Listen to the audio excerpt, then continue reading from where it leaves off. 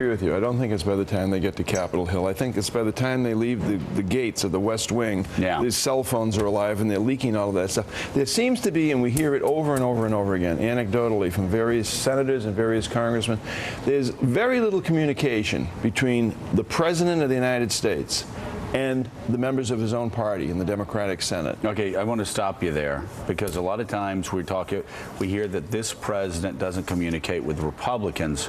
But what you're talking about and what I have heard for years is it's not just Republicans and the president.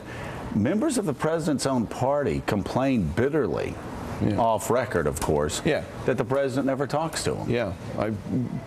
Within the last 24 hours, I've heard from one United States senator who's rather critical in the budget process that there's very little communication between the budget staff, the senators, and the president, as well as many members of the president's staff. They just don't hear. Why is that?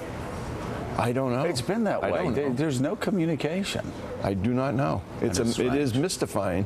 Joe, can you help cut through what this number means? So the president's budget goes down 99-0. All these other budgets, what does that mean for someone watching?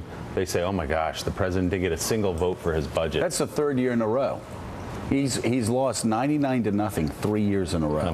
Why though? How? You get one Democrat to You can't get a single Democrat. I mean, you know, the Democrats are afraid of their own shadow in the Senate. They haven't put a budget on the floor for for over 1,000 days. The president's own budget comes up 3 years in a row. They vote it down 99-0. I mean, I think if I were president of the United States, I'd take it a little personal that I can't get a single member of my party voting for my budget. It just shows how dysfunctional it is. And I've got to say, in this case, it shows how you can kick the Republicans around for being too tough in their cuts.